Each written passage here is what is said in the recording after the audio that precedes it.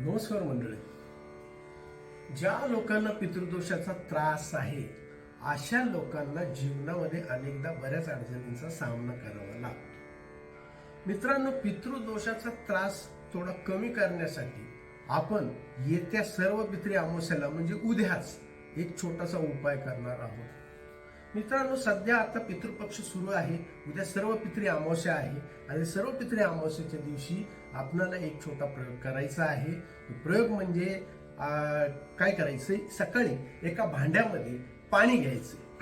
त्या पाण्यामध्ये काळे तीळ टाकायचे आणि हे काळे तीळ टाकलेलं पाणी संपूर्ण घरामध्ये फिरवून आणायचं. ज्या व्यक्तींना पितृदोष आहे ह्या व्यक्तीने तो हा प्रयोग करायचा आहे. त्यांनी सगळ्या संपूर्ण घरामध्ये हे पाणी फिरवून आणायचं आहे.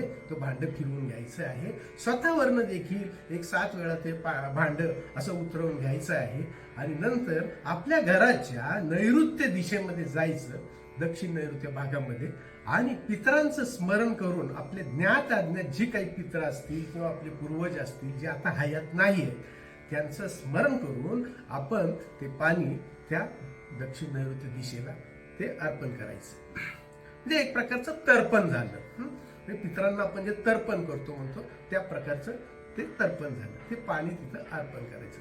मंडळी, या दिवशी घरामध्ये दुधाची आणि तांदळाची खीर तयार करायची. गोड अशी दूध घातलेली खीर तयार करायची.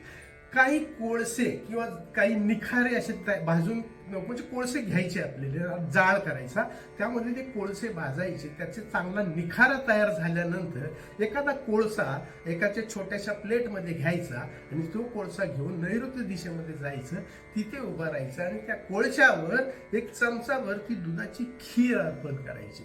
आणि ही खीर अर्पण केल्यानंतर आपल्या पितरांचं स्मरण करून ओम सर्व पितृदेवताभ्यो नमः हा मंत्र किमान 11 वेळा बोलायचा आहे आणि पितरांची क्षमा मागायची.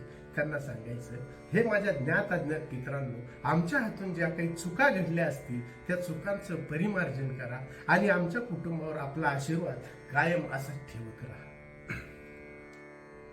हे सर्व करत असताना गायत्री मंत्राचा देखील जाप अवश्य करावा. पितरांना अत्यंत आनंद प्राप्त होतो गायत्री मंत्राने.